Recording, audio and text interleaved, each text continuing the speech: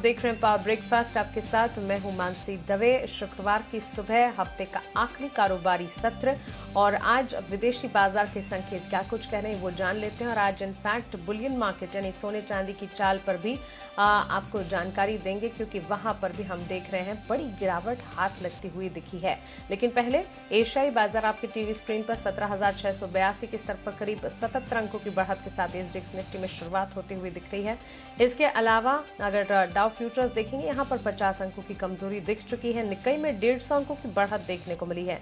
बीती रात अमेरिकी बाजार में मिला जुला ट्रेड हमने देखा। डाउ में गिरावट देखी 275 अंकों की, उसके बाद संभलते हुए 60 अंक की गिरावट पर डाउ बंद हुआ। वहीं नैस्डैक में हल्की सी बढ़त देखने को मिली। अब इस ट्रेंड को कैसे समझे, बुलियन मार्केट का हाल क्या है, सब कुछ विस्तार से एक बार जान लेते हैं दीपांशु भंडारी से। Deepanshu, good morning. बताएं विदेशी बाजार के संकेत कैसे लग रहे हैं? Good morning Mansi. और ठीक ठाक संकेत हैं, थोड़े मिले जुले आप संकेत कह सकती हैं। हालांकि कल जो यूएस के मार्केट की सुस्ती है उसका कोई बड़ा इंपैक्ट आप एशिया के बाजारों पर नहीं आते हुए दिख रहे हैं। और जैसे आप कह रही हैं, एसजीएक्स निफ्टी भी नए रिकॉर्ड्स के करीब ट्रेड करते हुए दिख रहा है और दमदार शुरुआत के संकेत दे रहा है। हालांकि कल शाम हमने देखा कि यूएस में काफी कमजोरी रही। एक खबर आज सुबह भी आई है कि सिंगापुर के सरकार ने करीब $1 बिलियन के फंड की घोषणा की है, जो सिंगापुर के लोकल स्टॉक्स में इन्वेस्ट किया जाएगा। तो स्टॉक मार्केट को सहारा देने के लिए $1 बिलियन के फंड की उन्होंने घोषणा की, तो वहां से भी थोड़ा पॉजिटिव सेंटिमेंट आ रहा है। हालांकि बाजार पर उसका कोई बड़ा इंपैक्ट नहीं है।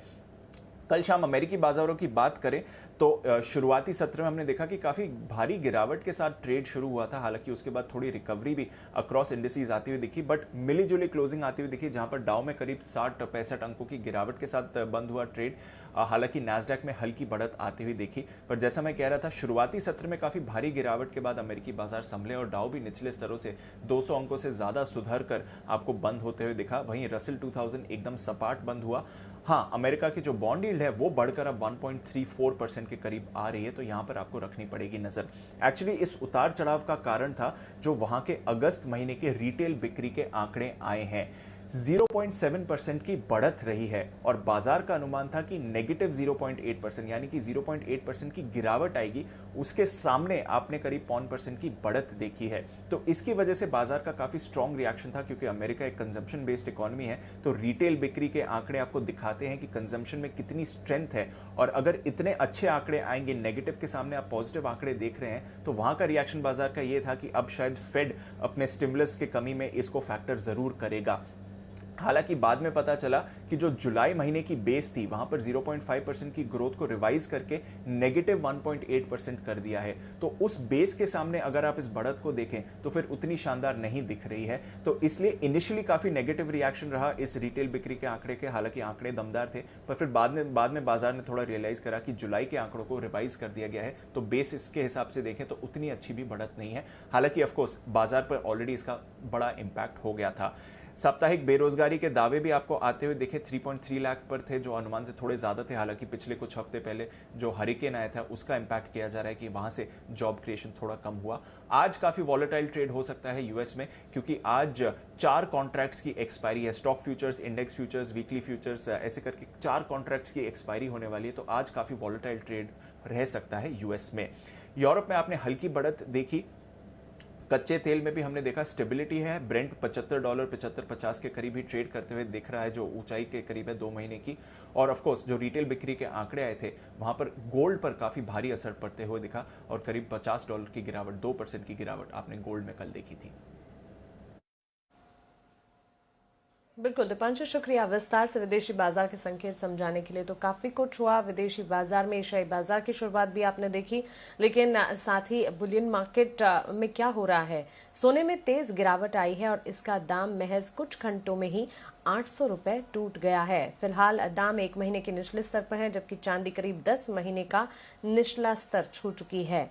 ज्यादा जानकारी के लिए हमारे सहयोगी मृत्युंजय कुमार झा हमारे साथ जुड़ गए हैं। मृत्युंजय जी, गुड मॉर्निंग। बताएं बुलियन मार्केट में तेज गिरावट के पीछे की वजह क्या है? बिल्कुल मानसी, जबरदस्त गिरावट आई और देर रात गोल्ड में एक झटके में ही 800 रुपए से ज्यादा की गिरावट आ गई और चांदी का भाव 2200 रुपए तक लुढ़क गया। और ये गिरावट आई अमेरिका से। और अमेरिका में जब रिटेल सेल्स के आंकड़े आए अगस्त के महीने के, तो वो आंकड़े इतने बेहतर थे कि उसने एक झटके में ही पूरी दुनिया में बुलियन मार्केट के सेंटीमेंट को कमजोर कर दिया और $35 से ज्यादा की गिरावट अमेरिका में कॉमेक्स पर गोल्ड की कीमतों में आई और चांदी का भाव भी 4% से ज्यादा टूट गया। अब आप ये कहेंगे कि जब आंकड़े रिटेल सेल्स के बेहतर आए तो गोल्ड क्यों गिरा? तो जब रिटेल सेल्स के आंकड़े अच्छे आए अगस्त महीने के, तो बाजार में इस बात की संभावना एक बार फिर से बढ़ गई कि फेड की तरफ से जल्द पॉलिसी में बदलाव हो सकता है, ब्याज दरें बढ़ सकती हैं, बॉन्ड बाइंग में कमी हो सकती है। तो इन तमाम आशंकाओं को देखते हुए बड़े पैमाने पर गोल्ड में बिकवाली आई और जिससे एक झटके में कीमतें धड़ाम हो गई।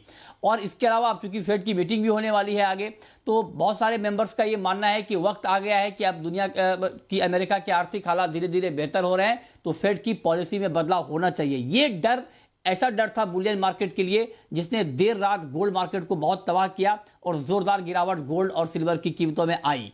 एक्सपर्ट का यह मानना है कि अभी गोल्ड की कीमतों में और ज्यादा गिरावट शायद ना आए, क्योंकि मार्केट ने सारे जो नेगेटिव फैक्टर हैं बुलियन मार्केट के उसको डिस्काउंट कर लिया है कि फेड की तरफ से टेपरिंग को जल्द टेपरिंग को भी मार्केट ने डिस्काउंट कर लिया है। लिहाजा अब यहां से शायद ज्यादा गिरावट ना आए। ये एक पैनिक सेलिंग था गोल्ड के मार्केट में। तो कुल मिलाकर आप ये कह सकते हैं कि 46,000 के आसपास घरेलू बाजार में गोल्ड का भाव आया है। तो हो सकता है कि यहां से मार्केट थोड़ा सा स्टेबलाइज हो और एक बार फिर से तेजी का रुख करे। इस पर आज एक बड़ी कवरेज हम 11:30 बजे दिखाएंगे, जहां पर मार्केट के तमाम बड़े जानकार भी हमारे साथ होंगे डिटेल में बताने के लिए कि क्या कंज्यूमर के लिए बाइंग का मौका है, ट्रेडर के लिए बाइंग का मौका है या फिर इन्वेस्टर के लिए बाइंग का मौका है। जी बिल्कुल मृत्युंजय, शुक्रिया ये जानकारी हमें देने के लिए। तो खासतौर से रिटेल सेल्स के जो बीती रात आंकड़े आए, वहीं फेड पॉलिसी में बदलाव के संकेत फिलहाल हम देख रहे हैं। इसी के चलते सोने चांदी की चाल जो है वहां पर गिरावट देखने को मिल रही है। विस्तार से क्या कुछ हो रहा है, गोल्ड एंड सिल्वर में क्यों गिरावट आई है, जानने के लिए 11:26 पर हमारे साथ जरूर जुड़िएगा। चलिए अब जान लेते हैं कि कल के कारोबारी सत्र में संस्थागत निवेशकों ने क्या किया है। एफआईएस ने कैश मार्केट में तो खरीदारी की है, लेकिन वायदा बाजार में एफआईएस की बिकवाली है। कैश मार्केट में 1622 करोड़ की खरीदारी एफआईएस की तरफ से आती हुई दिखी है, तो वायदा बाजार में 825 करोड़ की बिकवाली एफआईएस ने की है। वहीं कैश मार्केट में डीआईएस ने करीब 795 करोड़ की बिकवाली की है। तो क्लियरली डीआईएस की बिकवाली के आंकड़े, एफआईएस की वायदा बाजार की बिकवाली के आंकड़े, वहीं कैश मार्केट में एफआईएस ने खरीदारी की है। लेकिन चलिए अब तमाम संकेतों को समझते हुए आज के लिए भारतीय बाजार पर रणनीति आप क्या अपनाएंगे, जानने के लिए चलते हैं जी बिजनेस के मैनेजिंग एडिटर अनिल सिंघवी के पास।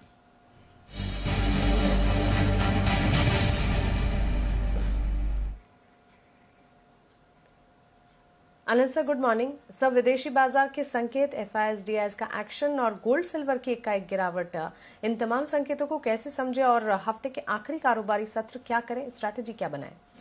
Good morning Mansi. देखिए, वैसे तो भारतीय बाजारों का मोमेंटम बड़ा स्ट्रॉन्ग है। लगातार 3 दिनों से निफ्टी इंट्राडे और क्लोजिंग बेसिस दोनों पर हाई बना रहा है। लेकिन कल और आज में सिर्फ एक फर्क है, कल तक आपको काफी कुछ शॉर्ट कवरिंग का सहारा था। आज नई हफ्ते की सीरीज की शुरुआत है, तो शॉर्ट कवरिंग नहीं, फ्रेश खरीदारी पर आपको भरोसा करना पड़ेगा। और फ्रेश खरीदारी बहुत ज्यादा हो नहीं रही है। एफआईएस की तरफ से कल स्टॉक फ्यूचर्स में दमदार बिकवाली होती दिखी, तो अगर एक गैप से शुरुआत होती है तो थोड़ी ऊपरी स्तरों पर प्रॉफिट बुकिंग आने की संभावना है और उसके बाद वापस से निचले स्तरों पर थोड़े से बाजार हल्के होकर अपने अहम सपोर्ट लेवल के आसपास आए, तब वहां पर फिर से खरीदारी करनी चाहिए। तो मुझे लगता है एक मजबूत शुरुआत के बाद थोड़ी मुनाफा वसूली और निचले स्तरों से रिकवरी, ये ट्रेड बन सकता है। हफ्ते का आखिरी ट्रेडिंग सेशन भी है। अमेरिकी बाजार पे आप देखिए मिला जुला सेशन दिखा रहे हैं और पूरे हफ्ते आप देखिए एक दिन तेजी एक दिन मंदी वाला ट्रेंड है। तो उम्मीद कर सकते हैं कि हफ्ते का आखिरी सेशन होगा, कुछ अहम डेटा का वहाँ इंतजार है। तो ऐसे में 17,500 17,550 की रेंज आपके लिए मजबूत सपोर्ट का काम करेगी आज के सेशन में, और इस रेंज के आसपास आने पर खरीदारी का मौका बन सकता है। 17,500 17,525 वो रेंज होगी। ऊपरी स्तरों पर 17,700 से लेकर 17,750 की रेंज हो सकती है, यहाँ पर थोड़ी बहुत प्रॉफिट बुकिंग आने की आप संभावना रख सकते हैं। जहां तक बैंक निफ्टी का सवाल है, कल बैंक निफ्टी भी लंबे समय बाद इस साल फरवरी में जो हाई बनाया था बैंक निफ्टी ने 37,700 का, वो हाई अब बैंक निफ्टी ने तोड़ा है और बाहर निकला है। तो अब जो सपोर्ट है बैंक निफ्टी का वो ऊपर की तरफ शिफ्ट होता दिख रहा है। 37,100 37,300 ये बैंक निफ्टी के लिए इमीडिएट सपोर्ट है। थोड़ा दूर है लेकिन बड़े ब्रेकआउट के बाद बैंक निफ्टी के लिए यही सपोर्ट निकल कर आता है। और ऊपरी स्तरों पर 37,900 से लेकर 38,100 के आसपास के लेवल्स हैं जो आपको बैंक निफ्टी पर ऊपरी स्तरों पर आते हुए दिख सकते हैं। बिल्कुल अनिल सर, शुक्रिया। ये पहली रणनीति हमें समझाने के लिए। 17,500 से 17,525 इस दायरे को निफ्टी के लिए सपोर्ट रेंज के तौर पर मानकर चले। 17,700 से 17,750 इस दायरे को आप ऊपरी रेंज के तौर पर मानकर चल सकते हैं। 37,100 से 37,300 बैंक निफ्टी के लिए मजबूत सपोर्ट का काम करेंगे, तो 37,900 से 38,100 इस दायरे को बैंक निफ्टी के लिए ऊपरी रेंज के तौर पर मानकर चलना चाहिए। भारतीय बाजार का मूड माहौल पॉजिटिव है, लेकिन विदेशी बाजार और साथ ही बुलियन मार्केट से जो संकेत आ रहे हैं वो किस तरह से इंपैक्ट करते हैं, देखना काफी इंपॉर्टेंट होगा। खबरों के चलते कहां पर आज एक्शन देखने को मिलेगा, साथ ही कौन से ट्रिगर्स हैं जो कि आज इंपॉर्टेंट है, वरुण दुबे हमें बताएंगे। वरुण, गुड मॉर्निंग, बताएं। Good morning Mansi. तो देखिए, सबसे पहले तो आज जीएसटी काउंसिल की बैठक है लखनऊ में, तो यहाँ पे नजर होनी चाहिए और खासकर पेट्रोल और डीजल पे जीएसटी के दायरे में लाने के यहाँ विचार किया जा रहा है। तो इसके चलते जितने भी ऑयल मार्केटिंग कंपनीज है वो आपके खास फोकस में रहनी चाहिए। बाजार बंद होने के बाद फुटसी की रीबैलेंसिंग लागू होने वाली है, तो इसके चलते काफ़ी सारे स्टॉक्स आपके फोकस में होने चाहिए। CESE 1:10 रेशियो में शेयर विभाजन की आज एक्स डेट है, तो वहाँ पे एडजस्टमेंट देखने मिलेगा। और पीएम मोदी का SCO सम्मेलन में वर्चुअल संबोधन है 11:30 बजे, तो यहाँ पे नजर रखिएगा। एक्स डिविडेंड MGL है 14 रुपये प्रति शेयर का। सनसेरा इंजीनियरिंग आखिरी दिन 11.47 टाइम्स भरा है ये IPO। रिटेल का जो सब्सक्रिप्शन है 3.15 टाइम्स रहा है। हिंदुस्तान कॉपर OFS का अपडेट दे देता हूं। नॉन रिटेल हिस्सा जो है 1.4 टाइम्स भर गया है इस कंपनी का, और आज ये जो है OFS वो रिटेल के लिए खुलने वाला है। बायोकॉन पे नजर रखेगा। बायोकॉन बायोलॉजिक्स ने सीरम इंस्टीट्यूट के साथ स्ट्रेटेजिक करार किया है। कोविशील्ड टेक्नोलॉजी और बायोकॉन बायोलॉजिक्स में मर्जर को यहाँ मंजूरी मिली है। BBL के पास सीरम इंस्टीट्यूट में सालाना 100 मिलियन डोज का एक्सेस होगा। 15 साल के लिए एक्सेस इस कंपनी के पास होगा। तो कहीं ना कहीं इस डील के चलते बायोकॉन के ऊपर आपको नज़र रखनी है। वहीं बैंक्स पे फोकस करिएगा, क्योंकि जी बिजनेस की खबर पर मोहर लगी है। सरकार ने बैड बैंक को मंजूरी दे दी है। 30,600 करोड़ के आसपास की बैंक गारंटी जो है उसको मंजूरी मिली है। NPA ट्रांसफ़र करने पे 15% का अपफ्रंट कैश मिलेगा। बची हुई रकम पर सिक्योरिटीज रिसिप्ट जारी होंगी। 5 साल के लिए सिक्योरिटी रिसिप्ट जो है वो सरकार जो है गारंटी देगी। तो इसके चलते आज बैंक्स फिर से एक बार फोकस में होंगे। हीरो मोटोकॉर्प स्कूटर बाइक की कीमतें जो है इस कंपनी ने 3,000 तक बढ़ा दी है।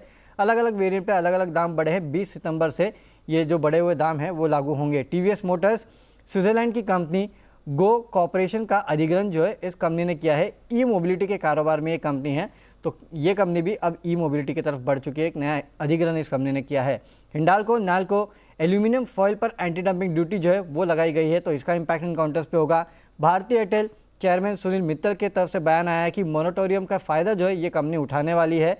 और आखिरी में कंज्यूमर ड्यूरेबल स्टॉक्स जो है वहाँ पे नजर रखिएगा, क्योंकि करीब 52 कंपनीज है जिन्होंने कंज्यूमर ड्यूरेबल उत्पादन के लिए PLI में अर्जी दी है। ग्लोबल और घरेलू कंपनी करीब 5,886 करोड़ रुपए का निवेश जो है वो करेंगी। तो इसके चलते काफ़ी सारी कंपनीज है, जैसे कि डिक्सन टेक है, वोल्टास है, ब्लू स्टार है, हेवर्स है, ये सारी कंपनीज आज आपके रडार पे होनी चाहिए। बिल्कुल वरुण, शुक्रिया ये खबरों वाले शेयर्स और सारे ट्रिगर्स हमें बताने के लिए। आज GST काउंसिल की अहम बैठक है, किन मुद्दों पर चर्चा होगी और क्या होगा बैठक का एजेंडा, बताने के लिए हमारे साथ हमारे संवाददाता दानिश आनंद जुड़ गए हैं। दानिश, गुड मॉर्निंग, बताएं GST काउंसिल की बैठक का एजेंडा क्या होगा?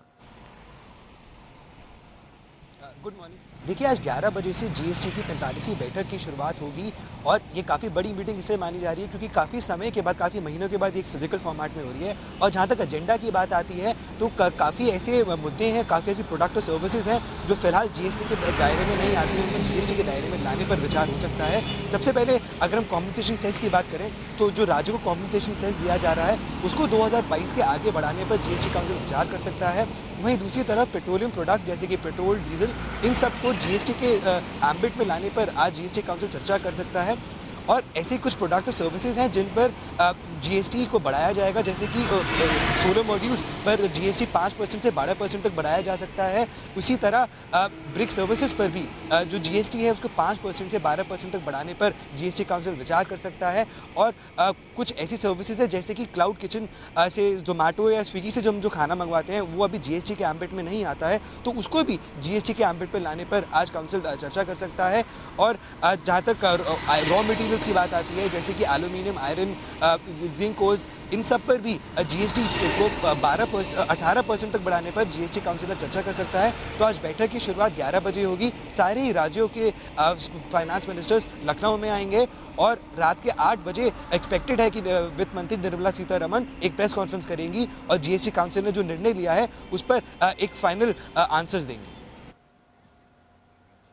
जी बिल्कुल बिल्कुल दानिश, शुक्रिया ये जानकारी हमें बताने के लिए।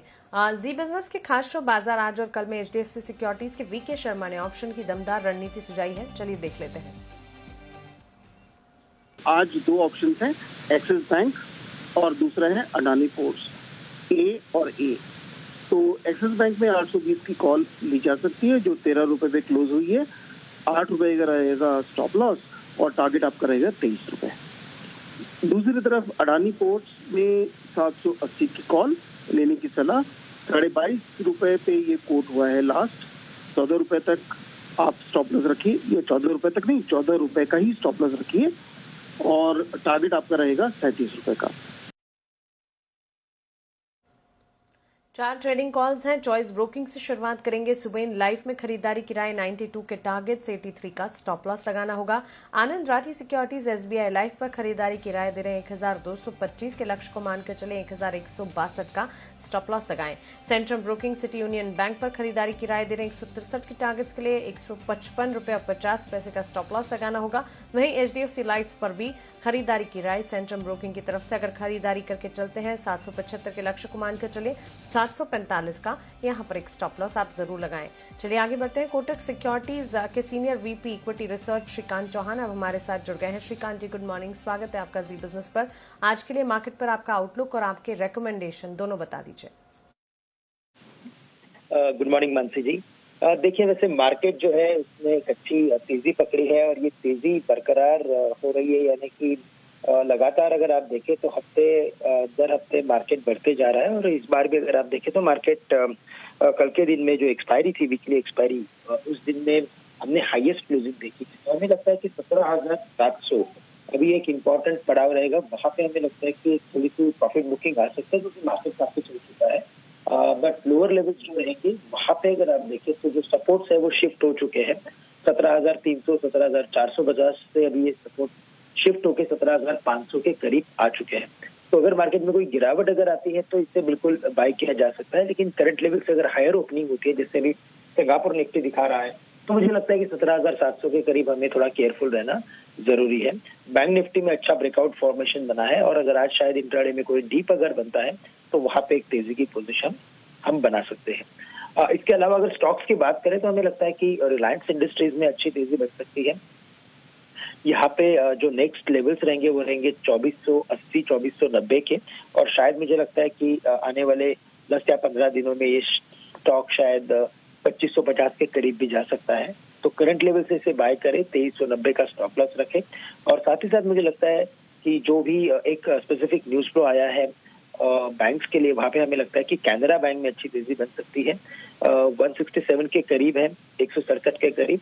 नेक्स्ट लेवल्स रख रहे हैं 173, 172 के, और यहाँ पे हमें स्टॉप लॉस रखना है 162 रुपए का। तो कैनरा बैंक और रिलायंस, ये दो स्टॉक्स हम आज के दिन में खरीद के चल सकते हैं। बिल्कुल श्रीकांत जी, शुक्रिया ये जानकारी के लिए, आपने रिकमेंडेशन हमें बताने के लिए। इस बीच एसडीएक्स निफ्टी को देखिए, रिकॉर्ड ऊंचाई पर एसडीएक्स निफ्टी में ट्रेड हम देख रहे हैं 101 अंकों की बढ़त के साथ 17,700 के पार निकलने में कामयाब। फिलहाल 17,707 के स्तर पर एसडीएक्स निफ्टी रिकॉर्ड ऊंचाई पर ट्रेड करता हुआ एशियाई बाजार में यहाँ पर दमदार एक्शन देखने को मिल रहा है। एसडीएक्स निफ्टी की तरफ से 110 अंकों की बढ़त देखी जा चुकी है। फिलहाल 100 अंकों के पार की तेजी 17,700 के पार निकलने में एसडीएक्स ने। कमोडिटी मार्केट्स पर एसएमसी ग्लोबल की वंदना भारती से हमने बात की। उनके पास 2 कॉल्स रही। क्रूड पर बिकवाली की रणनीति दी है उन्होंने। 5,300 के लेवल्स पर सेल कॉल इनिशिएट किया जा सकता है।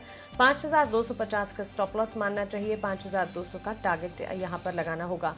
अगर गोल्ड पर करंट लेवल्स को देख रहे हैं तो यहाँ पर भी बिकवाली की रणनीति 46,100 पर बिकवाली कीजिएगा। लक्ष्य 45,900 का, 46,200 का एक स्टॉप लॉस आपको लगाना होगा। तो दोनों ही एनर्जी पैक और बुलियन मार्केट की चाल को देखते हुए सेल कॉल्स इनिशिएट करने की राय। चलिए इसी के साथ पावर ब्रेकफास्ट को हम यही समेट